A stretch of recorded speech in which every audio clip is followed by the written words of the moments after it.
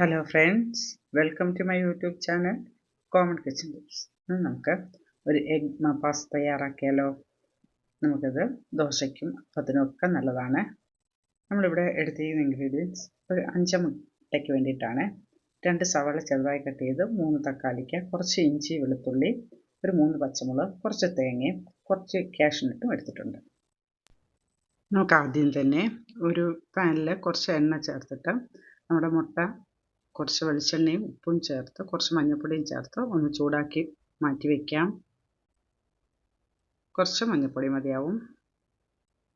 ഉപ്പും മഞ്ഞൾപ്പൊടിയും വെളിച്ചെണ്ണയും ചേർത്ത് ഒന്ന് ചൂടാക്കി മാറ്റി വെച്ചതിന് ശേഷം നമുക്ക് ആ പാനിൽ തന്നെ നമുക്ക് സവാളയൊന്ന് വാട്ടിയെടുക്കാം.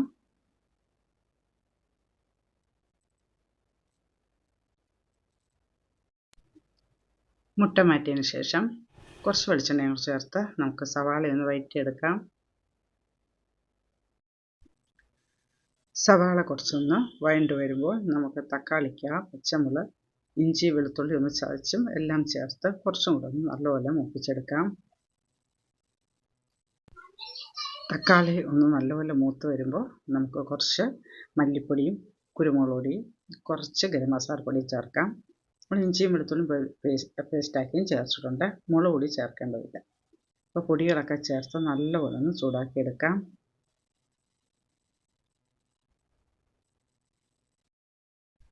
ഇത് നല്ലപോലെ ഇളക്കി കുറച്ചൊന്ന് ചൂടായതിന് ശേഷം നമുക്ക് ഗ്യാസ് ഓഫ് ചെയ്യാം. നല്ല തണുത്ത് വരുമ്പോൾ നമുക്കിതെല്ലാം കൂടെ ഒന്ന് അരച്ച് പേസ്റ്റാക്കി എടുക്കാം. തക്കാളിയും സവാളയും എല്ലാം നല്ലപോലെ തണുത്ത് വന്നിട്ടുണ്ട്. അതിൻ്റെ കൂട്ടത്തിൽ കുറച്ച് തേങ്ങയും കുറച്ച് കാഷ്യൂനട്ടും എടുത്തിട്ടുണ്ടായിരുന്നു. ഇതെല്ലാം ഒരുമിച്ചാണ് അരച്ച് നല്ലപോലെ പേസ്റ്റാക്കിയിട്ടുണ്ട്. അതിനൂടെ നമ്മൾ മുട്ടയും ചേർത്ത് നല്ലപോലെ തിളപ്പിച്ച് കുറുക്കിയെടുക്കാം. നമ്മുടെ എഗ് മപ്പാസ് ഇവിടെ റെഡി ആയിട്ടുണ്ട്. നല്ല ടേസ്റ്റുള്ള എഗ് മപ്പാസാണ്.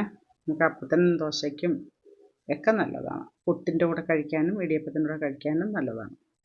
നിങ്ങളിങ്ങനെ ചെയ്ത് നോക്കുക. നിങ്ങൾക്കിത് ഇഷ്ടപ്പെട്ടിട്ടുണ്ടെങ്കിൽ ലൈക്ക് ചെയ്യുക, കമൻറ്റ് ചെയ്യുക, ഷെയർ ചെയ്യുക, സബ്സ്ക്രൈബ് ചെയ്യുക. വീഡിയോ സ്കിപ്പ് ചെയ്യാതെ കാണാൻ ശ്രമിക്കുക. സബ്സ്ക്രൈബ് ചെയ്യാത്തവർ ദയവായി സബ്സ്ക്രൈബ് ചെയ്യുന്നതിനെ സപ്പോർട്ട് ചെയ്യുക. മറ്റൊരു വീഡിയോയുമായിട്ട് വീണ്ടും വരാം. Thank you.